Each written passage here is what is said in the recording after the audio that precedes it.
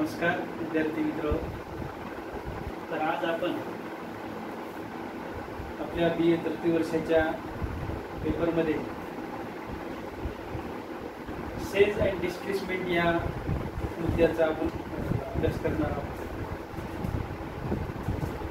BA तृतीय वर्षासाठी हा आपला 11वा पेपर असणार आहे आणि या 11व्या पेपरमध्ये आपण आतापर्यंत पहिल्या प्रकरण पूर्णतः अभ्यास केला आहे. त्याचबरोबर आपण दुसऱ्या प्रकरणाच्या संदर्भामध्ये सुद्धा चर्चा केलेली आहे.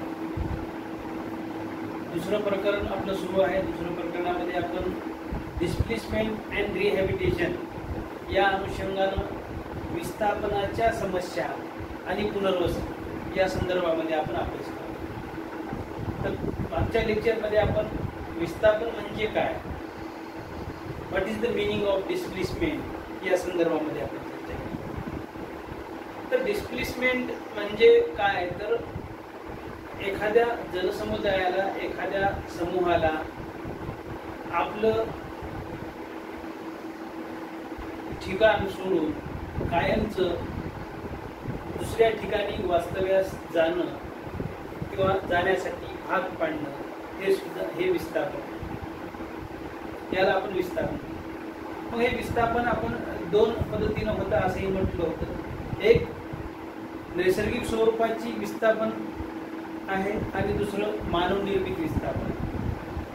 नैसर्गिक स्थितीच्या माध्यमातून जेव्हा आपण विचार करतो की नैसर्गिक विस्थापन ही निसर्गाच्या संकटाच्या माध्यमातून व्यक्तींना त्या ठिकाणी विस्थापित व्हावं लागतं.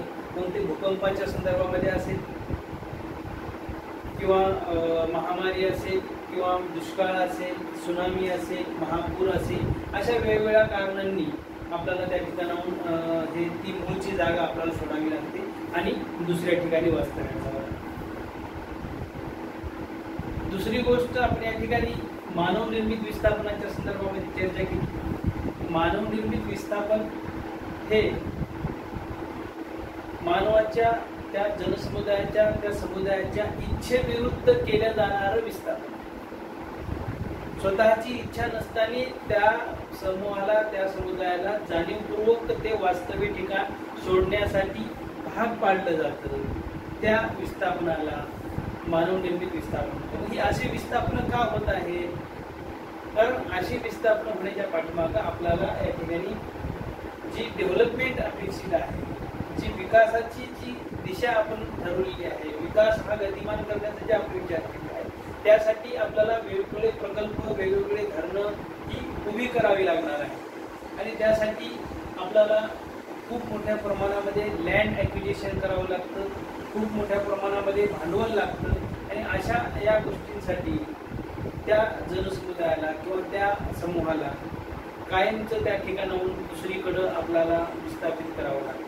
तर अशा या चर्चेच्या माध्यमातून आपण चर्चा केली. बऱ्याच वेळेस विद्यार्थ्यांच्या मनामध्ये एक संभ्रम निर्माण होते की मग विस्थापन म्हणजे एका ठिकाणाहून दुसऱ्या ठिकाणी वास्तव्यात जाणं, याला तर आपण स्थलांतर म्हणतो.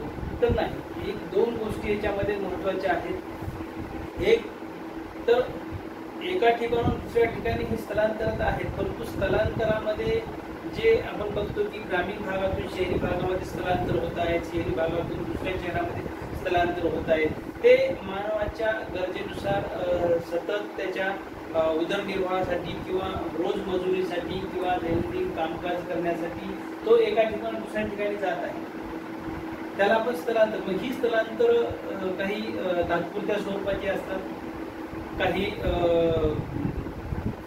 मध्यम स्वरूपाचे असतात, काही कायमच्या स्वरूपाचे स्थलांतर असतात. मग नोकरीच्या निमित्तानं असेल किंवा व्यवसायाच्या निमित्तानं असेल, हे त्यांना ते स्थलांतर करावं लागतात. परंतु कधी कधी ते परत आपल्या गावी, मूळ गावी येऊ शकतात. त्याच्यामध्ये त्याला आपण स्थलांतर म्हणतो. मग ती स्थलांतर एका जिल्ह्यातून दुसऱ्या जिल्ह्यात असेल, एका राज्यातून दुसऱ्या राज्यामध्ये असेल किंवा एका देशातून दुसऱ्या देशामध्ये असेल, त्याला आपण स्थलांतर म्हणतो. जसं आपण गाव स्थलांतर, जिल्हा बाह्य स्थलांतर, राज्य बाह्य स्थलांतर आणि देश बाह्य स्थलांतर.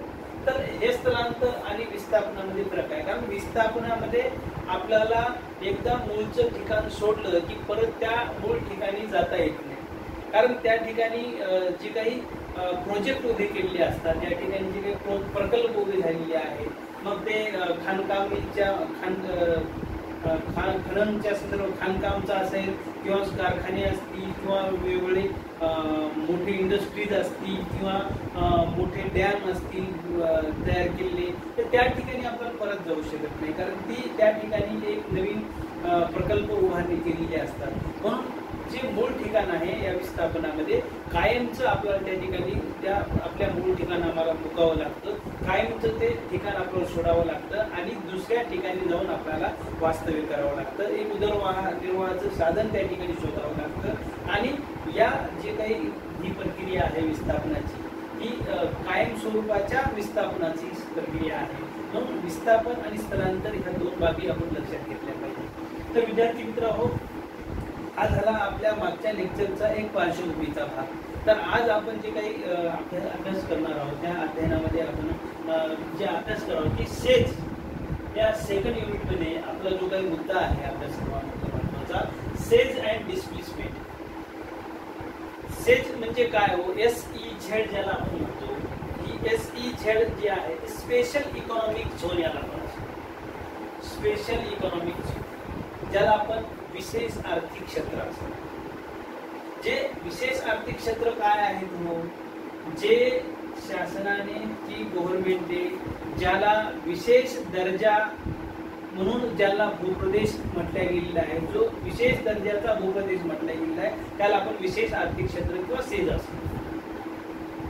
तर ही जी सेज संकल्पना आहे, तर ही सेज संकल्पना आपण जवळपास 1965लाच त्या ठिकाणी काढला, या ठिकाणी आर्थिक निर्यातीच्या बाबतीमध्ये स्थापना केली होती. आणि त्यानंतर मग 2000ला आपण हे विशेष आर्थिक क्षेत्र धोरण स्वीकारलं, सेजचं धोरण स्वीकारलं. आणि त्यानंतर मग आपण 2005 मध्ये सेजला कायद्यामध्ये रूपांतरित केलं आणि त्याची कायद्यामध्ये त्याची तरतूद करण्यात आली. तर या सेजच्या संदर्भामध्ये आणखी एक आपल्याला डेफिनेशन सांगता येईल, जी विशेष व्यापार धोरणानुसार जे म्हटलं येईल की विशेष आर्थिक क्षेत्र म्हणजे काय हो? तर जाणीवपूर्वक निश्चित केलेला शुल्कविरहित प्रदेश आहे. त्या ठिकाणी जे काही लागणारं उद्योगपतींना किंवा व्यापाऱ्यांना किंवा जे काही प्रकल्प उभा करायचा आहे त्या लोकांना कमीत कमी शुल्क देऊन गुंतवणूक करण्यासाठी त्या ठिकाणी मुभा दिली असते. कारण आपला उद्देश काय आहे हे सुद्धा लक्षात घेणे. कारण सेज कशासाठी आपण उभं केलेलं आहे, तर आपल्याला इथं मोठ्या प्रमाणामध्ये आर्थिक विकासाला गतिमान करायचं आणि इथं आपल्याला वस्तू आणि सेवांची निर्मिती आणि निर्यात करण्यासाठी आपल्याला इथं गुंतवणुकीला प्राधान्य द्यायचं. लोकांना, उद्योगपतींना किंवा इथल्या प्रकल्प उभे करणाऱ्यांना प्रोत्साहन देण्यासाठी त्यांना शुल्कविरहित प्रदेशांची त्या ठिकाणी निर्मिती केलेली आहे. म्हणून सेजच्या संदर्भामध्ये विचार करतो, कारण सेज आणि विस्थापनाचा खूप मोठा जवळचा असतो. कारण सेज हे जे काही स्पेशल इकॉनॉमिक झोन आहेत ते मोठमोठे जे काही उद्योग निर्माण करण्यासाठी आपल्याला त्यासाठी मोठ्या प्रमाणामध्ये लँड ही आवश्यक आहे, जमिनीची आवश्यकता आहे, जागेची आवश्यकता आहे, त्या संदर्भात असणाऱ्या सोयीसुविधांची आवश्यकता आहे आणि त्यासाठी आपल्याला लँड ॲक्विजिशन करावं लागतं. आणि लँड ॲक्विजिशन करण्यासाठी ज्या काही प्रक्रिया असतात, म्हणून मग ज्या ठिकाणची आपण जमीन घेतली आहे मोठ्या प्रमाणामध्ये आपण शेतकरी किंवा तिथला जनसमूह आपण कायमचा विस्थापित करतो, अशा ठिकाणाचा जो काही प्रश्न आहे तो म्हणजे डिस्प्लेसमेंट, विस्थापन. म्हणून सेज आणि डिस्प्लेसमेंट, विस्थापन हा एक त्याचा महत्वाचा भाग आहे. म्हणून आपण ती पार्श्वभूमी सेजच्या संदर्भाची बघत आहोत. म्हणून सेज हे जे काही आपण धोरण स्वीकारलेले आहे आणि मुळातच आपण बघतो की देशाच्या आर्थिक विकासाला चालना देण्यासाठीच आपण सेज धोरण स्वीकारले. म्हणून एकंदरीत, परंतु या धोरणाला जनसामान्यांमधून आणि सर्वसामान्य माणसांमधून खूप मोठ्या प्रमाणामध्ये विरोध होत असताना आपल्याला दिसून येतो. कारण हा विरोध हा शेतकरी वर्गातून आहे, जनसामान्यांमधून, सर्वसामान्य जनतेमधून आहे, नागरिकांमधून आहे. कारण सेजचे जे काही चांगले किंवा वाईट जे परिणाम होत चाललेले आहेत ते आता समोर येत आहेत. एकीकडे आपण निर्यात वाढीसाठी किंवा वेगवेगळ्या सेवा व वस्तूंची निर्मितीसाठी आपण मोठमोठे प्रकल्प सुरू करत आहोत, उभे करत आहोत. परंतु दुसरी बाजू ही सुद्धा लक्षात घेणं गरजेचं आहे की त्याचे या येणाऱ्या पिढीवर किंवा जे आहे त्या मनुष्यबळ त्याच्यावर काय त्याचे विपरीत परिणाम. याचाही आपण विचार करणं गरजेचं आहे.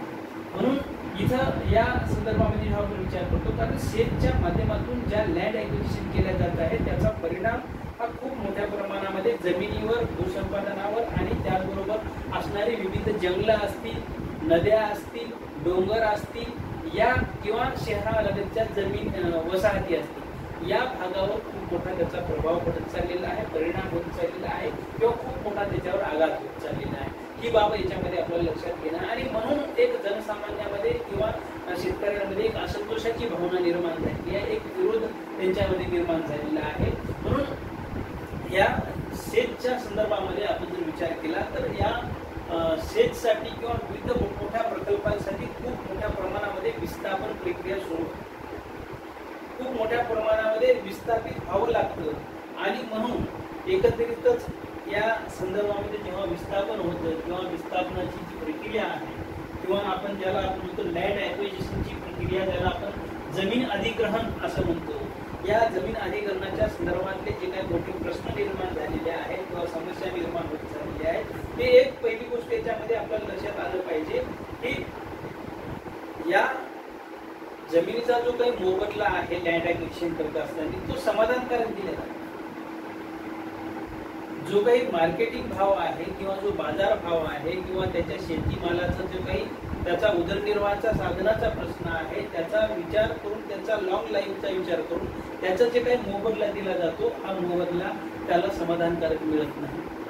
दुसरी गोष्ट, जरी त्या ठिकाणी मोबदला दिला तर तो योग्य वेळेमध्ये त्यांना मोबदला दिला जात नाही किंवा तो मोबदला एका वेळेसच पूर्ण दिला जात नाही, तर तो टप्प्याटप्प्याने दिल्यामुळे त्याची पूर्ण रक्कम ही त्याच्या उदरनिर्वाहासाठी किंवा नवीन त्याला उदरनिर्वाहाचं साधन शोधण्यासाठी किंवा मिळवण्यासाठी त्याचा उपयोग होत नाही आणि विविध गरजांसाठी तो त्याचा पैसा तिथं मध्येच खर्च होतो आणि परत त्याच्यावर गरिबी, दारिद्र्य, उपासमार किंवा नेहमीची बेकारी ह्या समस्यांना सामोरं जावं लागतं. आणि या कारणांमुळं जेव्हा लोकांची पैसे हे मध्येच संपले जातात किंवा त्या विस्थापनामुळे मिळालेली जी नुकसान भरपाईची रक्कम आहे ती योग्य कारणास्तव मार्गी न लागल्यामुळं अशा अनेक लोकांवर एक टोकाची भूमिका घेण्याची आपण सुद्धा वेळ आलेली पाहिलेली आहे. अनेक लोक आपलं स्वतःचं जीवन संपवतात किंवा आत्महत्येलाच प्रवृत्त होत असतात. म्हणून या मोठ्या समस्या याच्यामध्ये निर्माण झाल्या आहेत. म्हणून का तर लोकांना याच्यामध्ये जो मोबदला मिळतो, जे नुकसान भरपाई मिळते ती समाधानकारक मिळत नाही, योग्य वेळेत मिळत नाही आणि त्यामुळं विस्थापितांच्या संदर्भामध्ये खूप मोठा प्रश्न निर्माण झालेला आहे, त्यांच्या उपजीविकेचा प्रश्न निर्माण झालेला आहे. त्याचबरोबर एकत्रित यामध्ये आपण बघतो की ज्या लँड ॲक्विजिशन केल्या जातात, जमीन अधिग्रहण केल्या जातात, त्याच्यावर आधारित उदरनिर्वाह करणारे खूप मोठे लोक आहेत. फक्त इथं शेतकऱ्यांचंच, त्या जमिनीचा मालक जो आहे शेतकऱ्यांचंच नुकसान होत नाही, तर त्या ठिकाणी त्याच्यावर त्या जमिनीवर किंवा त्यावर आधारणारी जी काही दुसरं मजुरी वर्ग आहे किंवा शेतमजूर आहेत किंवा फलोत्पादन करणारे व्यावसायिक आहेत किंवा मासेमार आहेत किंवा समुद्र किनाऱ्यालगत जे काही कोकणाचा विशेष भाग असेल त्या ठिकाणचा जो काही मासेमारी करणारा लोक असतील, यांच्यावर या लँड ॲक्विजिशनमुळे किंवा जमीन अधिग्रहण किंवा सेल्स प्रकल्पांमुळे एक उपासमारीची वेळ आपल्याला येत असताना दिसून येते. दुसरी विशेष बाब म्हणजे या ठिकाणी शेतचा जे काही धोरण आहे तर या ठिकाणी आपल्याला विचार करता येईल की नेमकं हे या शेतची जी वर्तमान स्थिती आहे ती काय. आपण म्हटलं होतं याच्या आधी की हे जे शेत धोरण आहे ते 1965 मध्ये आपण 1965 मध्ये कांडला या ठिकाणी या धोरणाला स्थापना झाली हे आपण बघितलं होतं आणि 2005 मध्ये या सेजचा कायदा हा स्थापन करण्यात आला. तर नेमकं सेज या स्पेशल इकॉनॉमिक झोनचा उद्देश काय होता, तर मूळ उद्देश आहे की आर्थिक विकासाला गतिमान करणं, वस्तू व सेवांची निर्यातवर्धी करणं, त्याचबरोबर देशांतर्गत परकीय गुंतवणूक करणं आणि पायाभूत सोयी सुविधा निर्माण करणं. कारण प्रत्येक व्यक्तीला आपल्या ज्या काही भौतिक सोयी सुविधा आहेत त्या आता प्रत्येकाला पाहिजे आहे आणि म्हणून आज आपण बघतो की व्यक्तीला काय लागत नाही, सकाळपासून ते संध्याकाळ झोपण्यापर्यंत त्याला ज्या ज्या काही विविध गोष्टींची आवश्यकता आहे, दुय्यम किंवा जीवनावश्यक गोष्टींची जी काही गरज आहे, प्राथमिक आणि दुय्यम गोष्टी, त्या सगळ्यांची आवश्यकता जर आपल्याला पूर्ण करायची असेल, गरजा पूर्ण करायची असतील तर खूप मोठ्या प्रमाणामध्ये आपल्याला प्रोडक्शन सुरू करावं लागणार आहे आणि ते प्रोडक्शन खूप मोठ्या क्वांटिटीमध्ये आपल्याला लागणार आहे. म्हणून अशी विविध प्रकल्प ही सेजच्या माध्यमातून सुरू करण्याचा मानस हा गव्हर्नमेंटचा होता. म्हणून एकंदरीतच वरील सर्व उद्देश जरी आपण या ठिकाणी पाहत असलो, साध्य होत आहेत का नाही हे जरी पाहत असलो, तर एकंदरीत याचे या लँड ॲक्विजिशनच्या संदर्भामध्ये काय परिणाम लागले याचाही विचार करावा लागणार आहे. म्हणून एकंदरीतच आतापर्यंत जवळपास 170च्या वर सेजच्या माध्यमातून वस्तू आणि निर्यातीचा जो काही प्रश्न आहे तो मार्गी लागला आहे. या सेजच्या माध्यमातून आज जवळपास 170च्या वर सेज प्रकल्प हे काम करत आहे.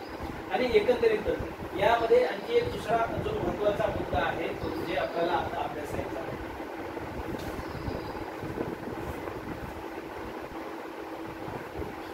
याला आपण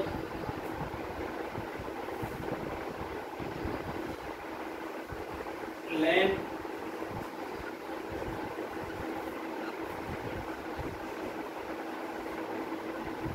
ॲक्विजिशन आपण म्हणतो की लँड ॲक्विजिशन ज्याला आपण जमीन अधिग्रहण,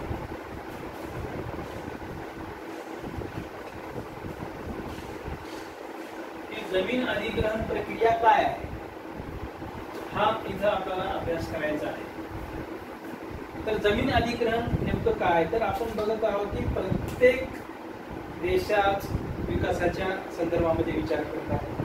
प्रत्येक देशाला विकास हवा आहे आणि या विकासाच्या माध्यमातून जेव्हा आपण विचार करतो, कारण प्रत्येक देशाचं स्वप्न आहे की आपल्या देशामध्ये असणारी गरिबी असेल, दारिद्र्य असेल किंवा अधिक आर्थिक विषमता असेल, कुपोषण असेल, उपासना असेल, बेरोजगारीसाठी प्रश्न असेल, यासारख्या समस्यापासून कशी सुटका करता येईल याचा विचार प्रत्येक देश करत आहे, प्रत्येक राष्ट्र करत आहे. आणि म्हणून आपल्या विकासाला कशी चालना मिळता येईल किंवा आपल्या विकास कसा गतिमान होईल या दृष्टी विचार करण्यासाठी खूप मोठ्या प्रमाणामध्ये आपण बघत आहोत की आर्थिक आणि भौतिक विकासाच्या संदर्भामध्ये आपण जेव्हा बघतो की त्याची जी काही दिशा ही आपण ठरवण्यासाठी प्लॅनिंग केली जात आहे. म्हणून एकंदरीतच यासाठी खूप मोठ्या प्रमाणामध्ये आर्थिक आणि भौतिक जी काही साधनं आहेत ती या ठिकाणी निर्माण करण्याचं काम या सेजच्या माध्यमातून विविध प्रकल्पाच्या संदर्भामध्ये केलं जात आहे. एकंदरीतच आपण बघतो आहोत की जो काही आर्थिक आणि भौतिक विकास साध्य करण्यासाठी खूप मोठ्या प्रमाणामध्ये आपण कारखानदारीचा आपण विचार केलेला आहे. पारंपरिक उद्योगांचा या ठिकाणी आपण त्याग करत आहोत. जी काही छोटी छोटी उद्योग आहेत ती आज नेस्तनाबूत होत चालली आहेत आणि त्या जागी मोठ्या उद्योगांनी त्यांची जागा घेतलेली आहे. एकंदरीतच पारंपरिक आणि या ठिकाणी जी काही ऊर्जायुक्त असणारे सेंद्रिय उद्योग आहेत ती पूर्णतः आता लयास चाललेली आहे आणि त्याची जागा आता मोठ्या उद्योगांनी घेतलेली आहे. कारण यासाठी वेगवेगळे जे काही प्रकल्प उभे करावे लागणार आहे, मग त्या औद्योगिक वसाहती असतील किंवा मोठी धरणं असतील, विमानतळ असतील, रेल्वे रुंदीकरण असेल, खाणकाम असेल किंवा नागरिकांच्या सुविधा असतील, त्याला आपण शहरासाठी लागणाऱ्या सुविधा म्हणतो किंवा मोठ्या प्रमाणात या गोष्टींना चालना मिळालेली आहे. आणि ही चालना मिळाल्यामुळं एकत्रितच या गोष्टीने विचार केला तर आपल्याला दुसरी बाजू सुद्धा लक्षात घ्यावी लागेल, तर ती म्हणजे यातून शाश्वत विकास होणार आहे का, ज्याला आपण सस्टेनेबल डेव्हलपमेंट आपण म्हणतो. कारण जे काही आज आपण विकास करत आहोत किंवा भौतिक सोयीसुविधांच्या संदर्भामध्ये ज्या मोठ्या प्रमाणामध्ये आपण इंडस्ट्रियलायझेशन करत आहोत, प्रकल्प उभे करत आहोत किंवा खाणकाम करत आहोत, याचा परिणाम हा येणाऱ्या पिढीवर सुद्धा विपरीत परिणाम नाही झाला पाहिजे, त्याला आपण शाश्वत विकास.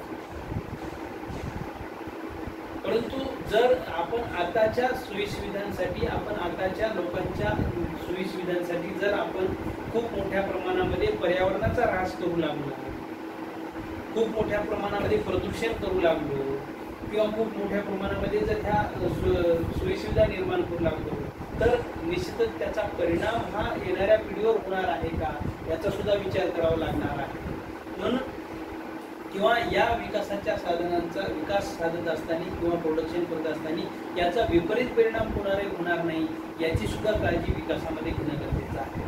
म्हणून एकंदरीतच या ठिकाणी आपण जेव्हा बघतो की इथं या डेव्हलपमेंटच्या माध्यमातून अधिक गंभीर परिणाम हे इतर लोकांवर किंवा इतर या व्यवस्थेवर सुद्धा होत असताना आपल्याला दिसून येते. कारण एकीकडे आपण सेलच्या माध्यमातून खूप मोठ्या प्रमाणामध्ये डेव्हलपमेंटच्या माध्यमातून विविध प्रकल्प उभे करत आहोत, विविध इंडस्ट्रीज उभ्या करत आहोत, परंतु त्याचा परिणाम हा जर आपण बघितला तर खूप मोठ्या प्रमाणामध्ये विस्थापितांचे प्रश्न तर निर्माण होत आहेत.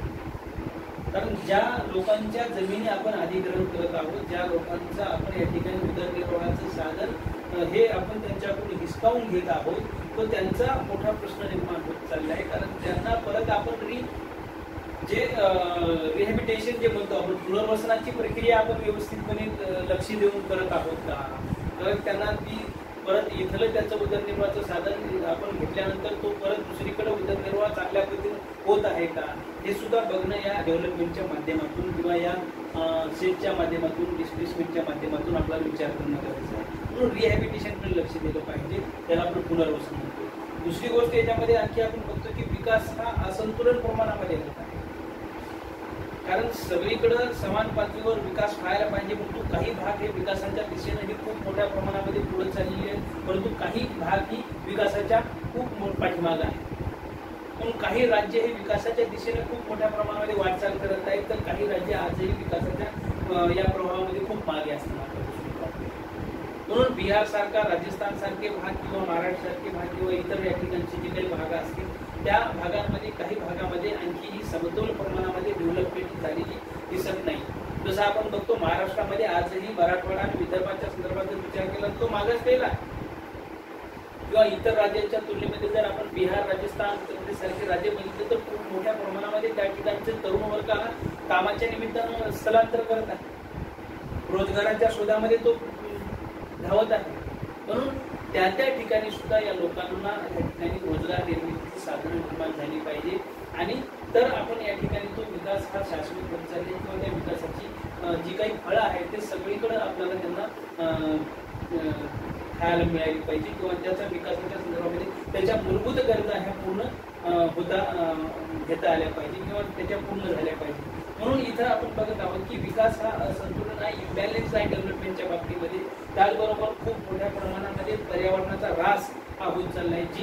जी मोठ्या प्रमाणामध्ये शेतच्या माध्यमातून जी वृक्षतोड होत चाललेली आहे, किंवा जी खूप मोठ्या प्रमाणामध्ये डोंगर करून जी काही डेव्हलपमेंट सुरू केलेली आहे, मग रस्ते रुंदीकरणाचं काम असेल किंवा मोठे प्रोजेक्ट असतील किंवा मोठमोठे कारखाने असतील, ह्या प्रकल्पांसाठी जी काही डोंगरांचा भाग किंवा नद्यांचा भाग किंवा नदीकाठचा भाग किंवा जो काही शेतीचा जमिनीचा भाग हा जो काही ॲक्विजिशन केला चाललेला आहे किंवा अधिग्रहण केला चाललेला आहे, त्याच्यामुळे खूप मोठी पर्यावरणाची हानी होत चालली आहे, आणि याचा परिणाम हा प्रदूषणामध्ये होत चालला आहे. मग त्या हवेचं प्रदूषण असेल किंवा मग त्या ठिकाणी पर्यावरणाचं प्रदूषण असेल किंवा जलप्रदूषण असेल किंवा वेगवेगळ्या पद्धतीचं एअर प्रदूषण असेल किंवा कारखान्यांच्या आवाजाचं प्रदूषण असेल, ज्याला आपण वेगवेगळ्या पद्धतीचं प्रदूषण आपण जेव्हा बघतो ते पर्यावरणाच्या संदर्भामध्ये आणि प्रदूषणाच्या संदर्भामध्ये विचार करणं गरजेचं आहे.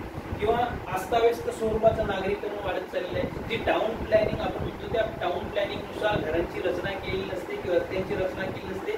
जिथे जमेल तशा झोपडपट्ट्या उभ्या होत चालल्या आहेत, जिथे जमेल तसे लोक वस्ती करत चाललेले आहेत, आणि याचा परिणाम हा खूप मोठ्या प्रमाणामध्ये लोकांच्या दळणवळणामध्ये होत असतो, वाहतुकीमध्ये होत असतो, आणि त्यांचा परिणाम हा त्यांच्या जीवनमानावर होत असतो.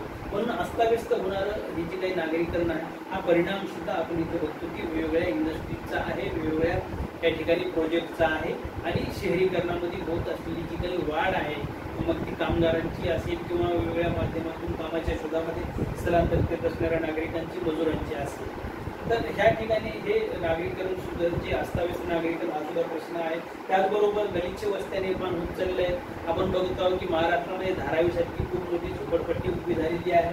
पण पुणे असेल, हैदराबाद असेल, मुंबई असेल, कलकत्ता असेल, चेन्नई असेल, अशा अनेक ठिकाणी इंडस्ट्रीजच्या ठिकाणी आपण बघतो की झोपडपट्ट्यांचं प्रमाण खूप मोठ्या प्रमाणामध्ये वाढत चाललेलं आहे. लोकांना राहत्या घरांचा प्रश्न निर्माण होत चाललेला आहे किंवा गलिच्छ वस्त्या निर्माण होत चालल्या आहे. खूप मोठा या मुळे आजाराचा फैलाव होत असताना आपल्याला दिसून येतो. एकीकडे आपण बघतो इंडस्ट्रियलायझेशन वाढत चाललं आहे, आणि इंडस्ट्रियलायझेशनमुळे कार्बनचं प्रमाण वाढत जातं किंवा त्या माध्यमातून होणारं जे काही प्रदूषण आहे किंवा त्याचं सांडपाणी आहे किंवा जे काही अयोग्य जो काही त्याचं केमिकल आहे त्याच्यामुळं आजूबाजूच्या वातावरणावर, आजूबाजूच्या कृषीवर त्याचा सुद्धा विपरीत परिणाम होत चालला आहे, आजूबाजूच्या पिण्याच्या पाण्यावर सुद्धा त्याचा परिणाम होत जातो. हे सुद्धा प्रश्न याच्यामधून निर्माण होत असताना दिसून येतो. म्हणून एकीकडे आपण डेव्हलपमेंटच्या पद्धतीचा विचार करत आहोत, एकीकडे आपण विकास हा गतिमान करण्याचा विचार करत आहोत, दुसरीकडे त्याचा परिणाम हा निश्चितच या जनसामान्यावर सुद्धा होतो, त्याच्या जीवनमानावर सुद्धा होतो, हे सुद्धा विचार करणं गरजेचं आहे. म्हणून आपण ही जी शाश्वत विकासाची संकल्पना आहे ती विचार करणं फार गरजेचं आहे. म्हणून इथं ह्या ज्या काही गोष्टी आहेत किंवा वाढतं तापमान असेल किंवा यामधून किंवा डिस्प्लेसमेंटच्या माध्यमातून बेकारीचा प्रश्न असेल, गरिबीचा प्रश्न असेल, तर याच्यामधून खूप मोठ्या प्रमाणामध्ये आत्महत्यांचं प्रमाण सुद्धा वाढत चाललेलं आहे. हे सुद्धा विचार होणं गरजेचं आहे. म्हणून मागील काही वर्षापासून आपण जे बघत आहोत की ह्या डिस्प्लेसमेंटच्या माध्यमातून किंवा लँड ॲक्विजिशनच्या माध्यमातून खूप मोठे प्रश्न निर्माण होत असताना सुद्धा दिसून येतात. एकीकडे आपण डेव्हलपमेंटचा तर विचार करतो, कारण आपल्याला वस्तू वगैरे किंवा सोयी सुविधा ह्या तर या माध्यमातून मिळणार आहेत, परंतु दुसऱ्या माध्यमातून आपण खूप मोठा वर्ग हा त्याच्यावर त्याचा विपरीत परिणाम सुद्धा होणार आहे. म्हणून या ठिकाणी आणखी एक बाब महत्त्वाची आहे की जी आपण लँड ॲक्विजिशनच्या संदर्भामध्ये विचार करत आहोत, तर ती जी आहे की मूळ म्हणजे या ठिकाणी आपण मानवी जीवनाला जे काही महत्त्वाचं जे काही साधन आहे ते शेती आहे. आपण आज बघतो की भारतामध्ये आजही 70% 69% जवळपास जनता ही आजही ग्रामीण भागामध्ये आहे आणि ती बहुतांश लोक आजही शेतीवर उदरनिर्वाह करणारी आहेत. शेती हा त्यांचा मूळ व्यवसाय आहे आणि एकंदरीतच त्या लोकांनी शेती ही कृषी किंवा ही जननी किंवा माता असं समजलं आहे. म्हणून तिचा खूप असा व्यवस्थितपणे तिचा सांभाळ केलेला आहे. आजपर्यंत खूप चांगल्या पद्धतीनं लोकांचा उदरनिर्वाह त्यांच्यावर होत चाललेला आहे. जरी त्यांच्या कृषीविषयक अनेक प्रश्न असतील, समस्या असतील, शेतीमालाला बाजारभाव नसेल किंवा उत्पन्न अधिक नसेल किंवा बी बियाण्याचा प्रश्न असेल किंवा मार्केटिंगचा प्रश्न असेल, जरी काही प्रश्न असले तरी सुद्धा आजही लोकांनी स्वतःची कृषी, स्वतःची जमीन ही त्या ठिकाणी शाबूत ठेवलेली आहे. लोक त्याच्यावर उदरनिर्वाह करत असताना आपल्याला दिसून येतात. परंतु जेव्हापासून सेजसारखा हा प्रश्न समोर आला, सेजसारखं धोरण समोर आलं, तर गेल्या काही दिवसापासून बरेचसे हा विषय हा चर्चेला आलेला आहे की या लँड ॲक्विजिशनचा जो प्रश्न आहे तो खूप मोठा प्रश्न निर्माण झालेला आहे. म्हणून मागील अनेक वर्षापासून आपण बघतो की विशेष आर्थिक क्षेत्रासाठी अनेक ज्या हेक्टर जागा लागणार आहे ते द्यावी लागणार आहे. म्हणून आतापर्यंत आपण बघतो की 33,800च्या वर हेक्टर जमिनी यामध्ये या लँड ॲक्विजिशनमध्ये केल्या गेलेल्या आहेत.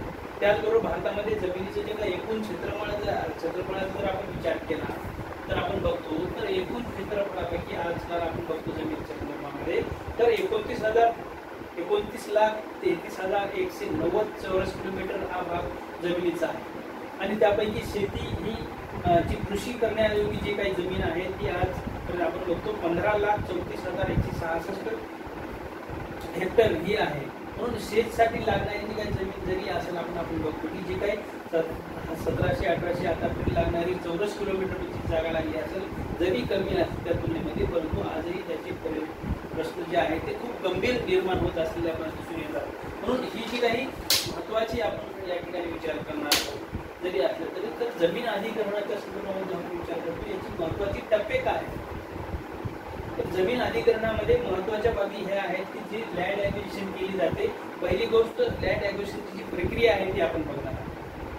त्याच्यामध्ये कलम 4 नुसार एक नोटीस काढली जाते भूसंपादनाच्या संदर्भामध्ये. त्या शेतकऱ्यांना किंवा तिथल्या जमीन मालकांना या प्रोजेक्टच्या संदर्भामध्ये किंवा शेतच्या संदर्भामध्ये एक नोटीस कलम 4 नुसार दिली जाते. दुसरी गोष्ट याच्यामध्ये दुसरा टप्पा आहे कलम 9. त्या कलम 9 नुसार या त्या लोकांच्या जमिनीचा भाव ठरवला जातो, मार्केट व्हॅल्यू ठरवली जाते.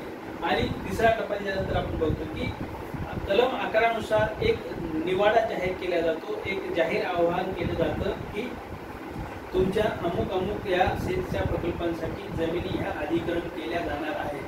या अनुषंगाने जर तुमचं काही म्हणणं असेल, तक्रार असेल तर तुम्ही मांडू शकता. एक असा निवाडा जाहीर केला जातो आणि त्यामध्ये मार्केट व्हॅल्यू ही सुद्धा त्यांना सांगितली जाते. मग त्यानुसार नंतरच्या प्रक्रिया जी आहे ती कलम 12 नुसार शेतकऱ्यांना नुकसान भरपाई घेऊन जाण्याची नोटीस काढली. जे काय मार्केट व्हॅल्यू आहे त्या ठिकाणानुसार लोकांना त्या जेवढ्या जमिनी या अधिग्रहित केल्या जातील तेवढ्यांचं मार्केट व्हॅल्यूनुसार त्यांना नुकसान भरपाई घेऊन जाण्यासाठी त्यांना नोटीस दिली जाते। त्यानंतर जी प्रक्रिया आहे की मग देऊ केलेलं काही बाजारभाव आहे किंवा ते जर त्यांना मान्य नसेल किंवा नुकसान भरपाईची रक्कम जर त्या ठिकाणी काही आक्षेप असेल तर ते आक्षेप नोंदवून त्या ठिकाणी शकतात या प्रक्रियेमध्ये आणि नुकसान भरपाईचा दावा त्या ठिकाणी करू शकतात। त्यानंतर जी काही वाढीव नुकसान भरपाई असेल या संदर्भाचा दावा त्यांना करता येईल आणि जर मात्र त्याच्यावर शेतकऱ्यांनी जर का सह्या केल्या असतील तर त्यानंतर मात्र त्यांना कुठलीही दखल करता येत नाही किंवा सह्या केल्यानंतर त्यांचा अधिकार त्या ठिकाणी संपुष्टात येतो।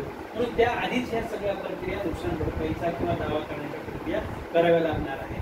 दुसरी गोष्ट याच्यामध्ये ज्या काही लँड ॲक्विजिशनचा जो काही प्रश्न आहे किंवा या जमीन अधिग्रहणाच्या ज्या काही मोठ्या प्रमाणामध्ये इथं समस्या सुरू होत आहे की नेमकं यांचे काय प्रश्न सुरू झालेले आहेत लँड ॲक्विजिशनचे, ते ज्या लोकांच्या शेतच्या किंवा विविध प्रकल्पाच्या किंवा विविध जी काही मोठमोठी डॅम आहेत या माध्यमातून ज्या काही जमिनी अधिग्रहण केल्या गेलेल्या आहेत, गाव विस्थापन केलेली आहे, तर या लोकांचे जे काही प्रश्न निर्माण झाले आहेत, त्यांच्यासमोर जे काही समस्या निर्माण झाल्या आहेत तर त्या संदर्भामध्ये आपण चर्चा करणार आहोत। एक पहिली गोष्ट याच्यामध्ये आपण लक्षात येईल की जे लोक या ठिकाणी लँड ॲक्विजिशन करत असताना विरोध करतात किंवा जे काही जमिनीच्या संदर्भामध्ये त्यांचा जो काही नुकसान भरपाईच्या संदर्भामधला जो काही आक्षेप असेल जर ती त्यांना मान्य नसेल तर अशा लोकांवर खूप मोठ्या प्रमाणामध्ये एक अधिकारी वर्ग किंवा त्या ठिकाणचा लोकल लिडरशिप असेल किंवा शासकीय अधिकारी असतील किंवा गावचे पुढारी असतील यांच्याकडून खूप मोठा दबाव येत असतो।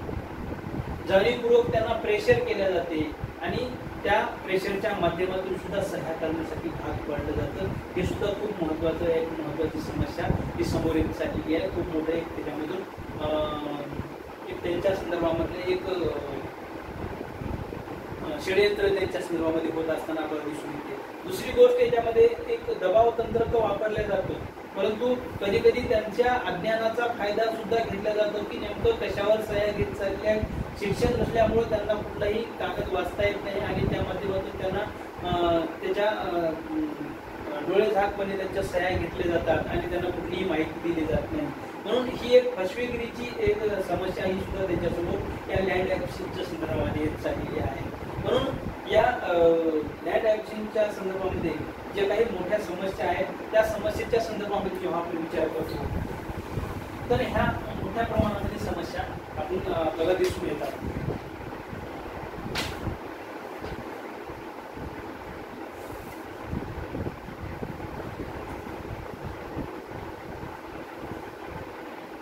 त्यानंतर आपण बघतो की प्रकल्पग्रस्त जो काही आहे तर त्या प्रकल्पग्रस्ताच्या कुटुंबाचा जो काही पुनर्वसनाचा जो काही प्रश्न आहे तर तो पुनर्वसनाचा प्रश्न सुद्धा देशांतर्गत जे काही केंद्र शासन आहे त्यांनी 2003 मधील राष्ट्रीय धोरणानुसार तो ठरवलेला आहे त्यांना कशा पद्धतीचं पुनर्वसन करायचं। म्हणून एकंदरीतच शेतसाठी जी काही ही जवळपास मंजूर करण्यात आलेल्या ज्या काही जागा आहेत तर त्या शेतच्या साठी आतापर्यंत जवळपास 13,400 हेक्टर जमिनी ह्या संपादित केल्या गेलेल्या आहेत आणि त्या